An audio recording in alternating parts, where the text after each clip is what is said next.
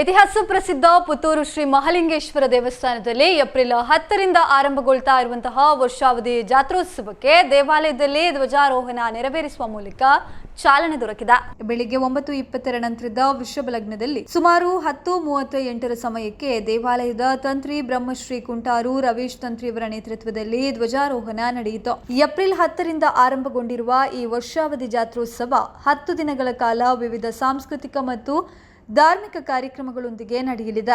April 17ರಂದು ನಡೆಯಲಿರುವ ಪ್ರಸಿದ್ಧ ಪುತ್ತೂರು ಬೆಡಿ ಸಿಡಿಮದ್ದು ಪ್ರದರ್ಶನ ಮತ್ತು ರಥೋತ್ಸವ ಜಾತ್ರೆಯ ಪ್ರಮುಖ ಆಕರ್ಷಣೆಯಾಗಲಿದ್ದು, ಲಕ್ಷಾಂತರ ಭಕ್ತರು ಈ ಸಂಭ್ರಮಕ್ಕೆ ಸಾಕ್ಷಿಯಾಗುವ ನಿರೀಕ್ಷೆ ಇದೆ. ಜಾತ್ರೆಯ ಹಿನ್ನೆಲೆಯಲ್ಲಿ ಇಡೀ ಪುತ್ತೂರು ನಗರವು ಮಧುವನಗಿತ್ತಿಯಂತೆ ಕಂಗೊಳಿಸ್ತಾ ಇದ್ದು, ದೇವಸ್ಥಾನಕ್ಕೆ ಭವ್ಯವಾದ ದೀಪಾಲಂಕಾರ ಮಾಡಲಾಗಿದೆ. ಪುತ್ತೂರಿನ ಆಸುಪಾಸಿನ ಗ್ರಾಮಗಳಿಂದ ಸಾವಿರಾರು ಸಂಖ್ಯೆಯಲ್ಲಿ ಭಕ್ತರು ಆಗಮಿಸಿ ಧ್ವಜಾರೋಹಣವನ್ನ ಕಣ್ತುಂಬಿಕೊಂಡು ಮಹಾಲಿಂಗೇಶ್ವರನ ಕೃಪೆಗೆ ಪಾತ್ರರಾದರು. ಈ ಧಾರ್ಮಿಕ ಕಾರ್ಯಕ್ರಮದಲ್ಲಿ ಶಾಸಕ ಅಶೋಕ್ ಕುಮಾರ್ ರೈ, ದೇವಸ್ಥಾನದ ವ್ಯವಸ್ಥಾಪನಾ ಸಮಿತಿ ಅಧ್ಯಕ್ಷರಾದ ಈಶ್ವರ ಭಟ್ಟ ಪಂಚಗುಡ್ಡೆ, ಸಮಿತಿ ಸದಸ್ಯರು ಹಾಗೂ ದೇವಾಲಯದ ಪ್ರಮುಖರು ಉಪಸ್ಥಿತರಿದ್ದರು.